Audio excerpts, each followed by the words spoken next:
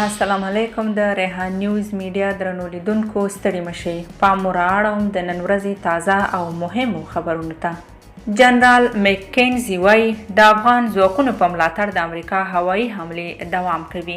د امریکا متحده ایالاتو یو مخکښ قومندان وویل چې د امریکا د امنیتي ځواکونو په ملاتړ به د امریکا هوایي حملې دوام کوي. دغه امریکایي قومندان دا خبره داسې مهال کړې چې له افغانستانه د امریکایي او نورو نړیوالو ځواکونو وتل روان دي.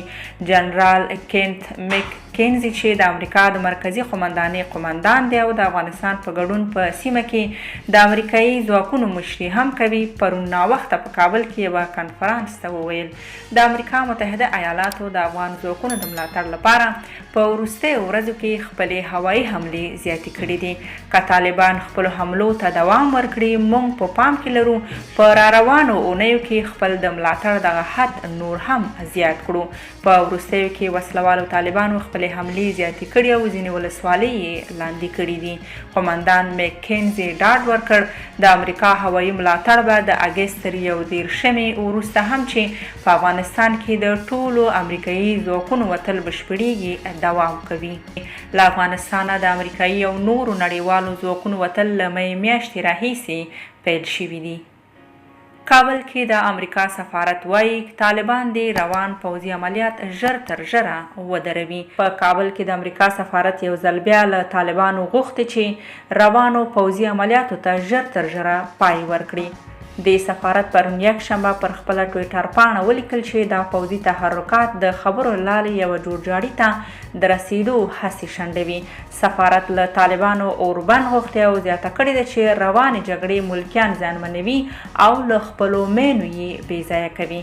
بل خوا د افغانستان دولت د مرکچي پلاوي مشر معصوم ستانکزي ویلي د افغانستان د سولې په اړه د نړیوالو ګډ دریځ به دا پروسه خوځنده کړي. ښاغلي ستانکزي دا خبرې پرون په کابل کې د اروپایي ټولنې له ځانګړي استازي توماس نیکولسن سره د لیدو کتو پر مهال وکړي. د سولې په تړاو تېرونې دوحه کې د لوړې کچې د ورځنۍ غونډه وشوه، خو د دولت لوری ترې ناراضه بیرته کابل ته ستون شو او ولسمشر محمد اشرف غني وویل طالبان سوله نه غواړي.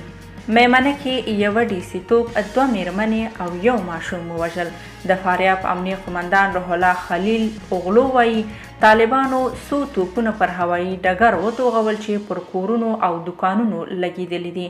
دا پیښه پرون له غرمې وروسته شوې ده او د فاریاب امنیه قومندان وایي ځوابي ډزو کې یې 6 طالبان وژلي دي. طالبانو لا په دې اړه څه نه دي ویلي. دفاع وزارت وایي سمنګان کې د طالبانو پر غونډه برید کې 11 وسلوال ووژل شول. د افغانستان دفاع وزارت وایي چې په سمنګان ولایت کې د طالبانو پر غونډه هوایي برید کړی دی.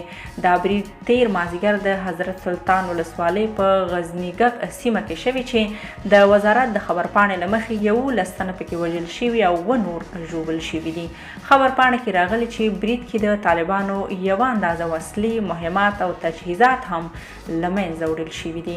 طالبانو تر اوسه د دفاع وزارت د دغه ادعا په اړه څه نه دي ویلي. اوس هم درنو لیدونکو یو څو نړیوال خبرونه. د فرانسې پارلمان روغتیايي کارکوونکو ته د کرونا ضد واکسین جبري کول تصویب کړ. د فرانسې پارلمان هغه قانون تصویب کړ چې روغتیايي کارکوونکو ته د کرونا ضد واکسین جبري کوي. د دې قانون له مخې د هغو ځایونو لیست پراخیږي چې خلک اړ دي د ورتګ لپاره په اصطلاح روغتیايي جواز ولري. دا بدلونونه وروسته له هغې راځي چې د حکومت لخوا د کرونا وبا له کبله د لګول شوو مقرراتو پر خلاف په ملي سطحه خلکو مظاهرې وکړي. د ولسمشر ایمانویل ماکرون هدف دا دی چې د کوویډ 19 ناروغۍ په وړاندې د مبارزې لپاره واکسین د یوې عمده وسیلې په توګه وکاروي. د حکومت غواړي زیان ګاللي خلک خوندي او په روغتونونو کې د بستر شوو د ګڼې ګوڼې مخه ونیول شي. دغه لایحه په روغتیايي سکتور کې واکسین کول جبري کوي او روغتیايي کارکوونکي اړ دي چې د سپټمبر تر 15 نیټې واکسین وکړي، کنه د دندې ځنډولو خطر یې شته. او درنو لیدونکو وروستی خبر دا چې د روسیې ولسمشر ولادیمیر پوتین د جنگي بیړیو په یوه لویه پوځي ننداره کې د خپلو سمندري ځواکونو وړتیاوې وستایلې. له کرونا وبا سره سره دا مراسم پرون د سنت پیټرزبورګ په سمندر کې د سمندري ځواکونو د ورځې په مناسبت ترسره شول. پوتین وویل سمندري ځواکونه یې د اړتیا په وخت کې د دښمن د هر هدف په وړاندې چمتووالی لري. نوموړی دا خبرې څو ونې وروسته تر دې کوي چې کریمیا ټاپو ته نږدې په تور سمندرګي کې د روسیې او برتانیا ترمنځ لانجه رامنځته شوه. د جون په 23مه د بریتانیا د سمندري ځواکونو یوه بیړۍ د روسیې د 20 جنګي او 2 ابطالونو یعنې تحت البحري بیړیو لخوا محاصره شوه. هغه مهال د روسیې دفاع وزارت ویل چې د بریتانیا تحت البحري بیړۍ یې د ډزو په خبرداري د کریمیا له اوبو لرې کړې ده. قدرمنو لیدونکو دا د نن تازه او مهم خبرونه. د نورو تازه خبرونو او راپورونو لپاره در سره زموږ د یوټیوب چینل سبسکرایب کړئ. تر بیا ښه وختونه، د الله پامان.